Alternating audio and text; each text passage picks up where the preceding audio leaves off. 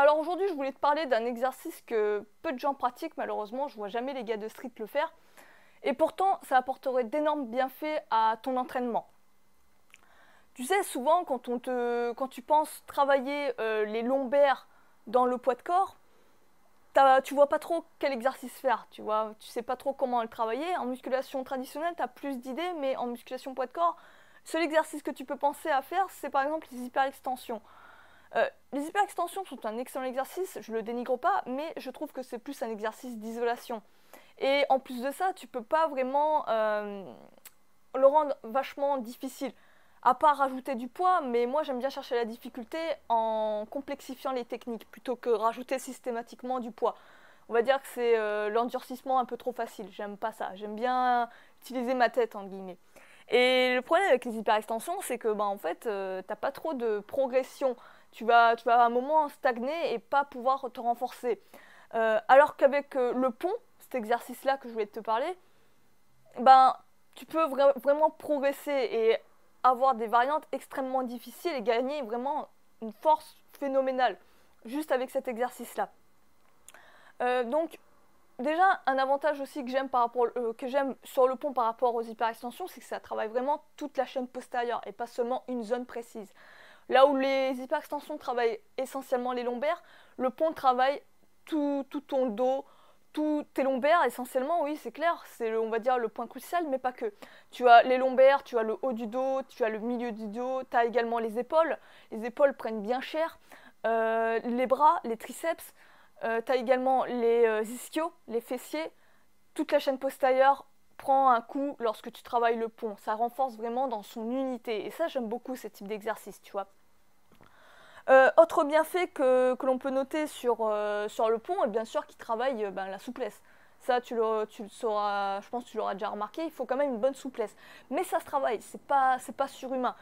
Une fois que tu as une bonne progression, je te ferai une progression pour les ponts d'ailleurs, une fois que tu as une bonne progression pour les ponts et que tu arrives vraiment à travailler en guillemets ta flexibilité, tu verras vite fait les progrès et tu arriveras facilement à faire les ponts, bien même que tu n'aies pas du tout de souplesse. Je te dis, il y a des gars qui ont vraiment une souplesse de merde, mais c'est des planches quoi, les gars, ils n'arrivent pas à se plier.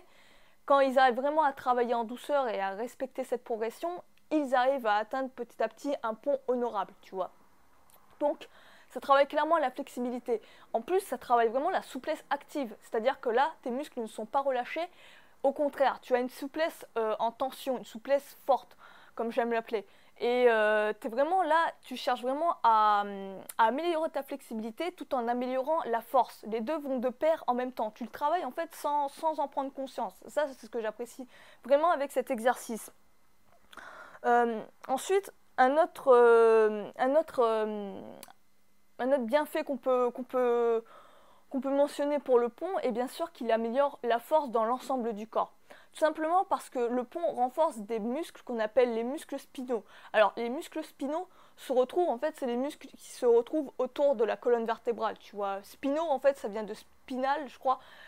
Spinal en anglais il me semble que c'est colonne vertébrale. Après je sais pas si le terme français ça a décorrélé pour parler de trucs qui est relié à la colonne vertébrale, mais en gros c'est ça. Donc d'autant plus que la colonne vertébrale est une zone assez, on va dire, sensible et extrêmement importante pour le corps. Tout simplement parce que la moelle épinière traverse la colonne vertébrale et cette moelle épinière, en fait, c'est ce qui nous permet de communiquer avec le cerveau, avec les autres membres, avec tous nos membres, tout notre corps. Il suffit en fait que tu vois quand quelqu'un est paralysé, lorsque par exemple le bas de sa colonne a été rompu, ça va être ses jambes qui vont être paralysées. Quand ça va être le haut, le milieu, ça va être le buste et ses jambes qui vont être paralysées. Et quand la personne, je sais pas, elle a eu un accident grave et ça a été carrément en haut de la colonne vertébrale qu'il y a eu une blessure, que ça a été rompu, ben, c'est en fait tout le corps qui va être complètement paralysé. Plus aucun membre va pouvoir répondre aux signaux que le cerveau va envoyer.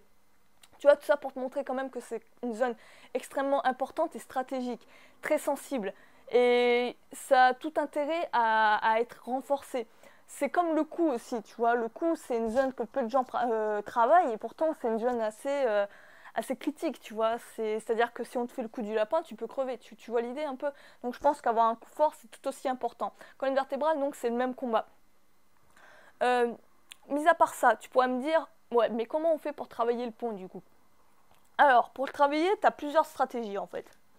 Tu peux le travailler de manière statique, c'est-à-dire que tu fais un gainage en position de pont, tout simplement. Tu peux le travailler de manière aussi dynamique. Là, tu peux faire par exemple des ponts push-up, comme des ponts push-up, on va l'appeler ça comme ça. Ou là, tout simplement, tu cherches à faire des pompes, mais en posant ton dos, en posant ton corps sur le sol et en remontant. C'est un excellent exercice qui te renforce petit à petit dans la position du pont. En plus, tu as les épaules et les triceps qui prennent un sacré bénéfice de cet exercice également. Ensuite, ce que tu peux faire, une fois que, admettons, tu es très à l'aise dans la position du pont et que tu veux progresser, toujours chercher à rendre un exercice difficile et challengeant. Sinon, ça ne sert à rien, tu restes dans ta zone de confort. Donc l'idée, c'est par exemple de travailler avec moins de membres. C'est-à-dire que tu prends appui sur, par exemple, 3 membres, admettons 2 pieds, une jambe, ou 2 mains, une jambe, par exemple, ou même 2 membres. C'est-à-dire que tu fais ton pont en ayant la main et la jambe opposées. Tu vois l'idée? C'est assez difficile, j'ai assez de mal avec celui-là et c'est vraiment marrant parce que ça met vraiment ton équilibre aussi à rude épreuve. Ça rajoute une compétence par ailleurs. Ensuite, tu peux également le travailler. Ouais, tu peux également le travailler en dynamique. Je reprends par rapport aux dynamiques. Dans l'entraînement des détenus, l'étape maîtresse du pont, parce que clairement les ponts c'est vraiment mis en avant dans l'entraînement des détenus. L'étape maîtresse, c'est en fait le pont debout. C'est-à-dire que tu commences tu recommences debout. En fait, tu te tiens debout. Tu dois descendre avec la force de tes muscles, la force de tes lombaires et de tous tes muscles spinaux jusqu'à atteindre en fait le sol avec tes mains en douceur. Et dans cette position-là, tu dois en fait faire en sorte avec la force de tes muscles de te retrouver sur les pieds en fait.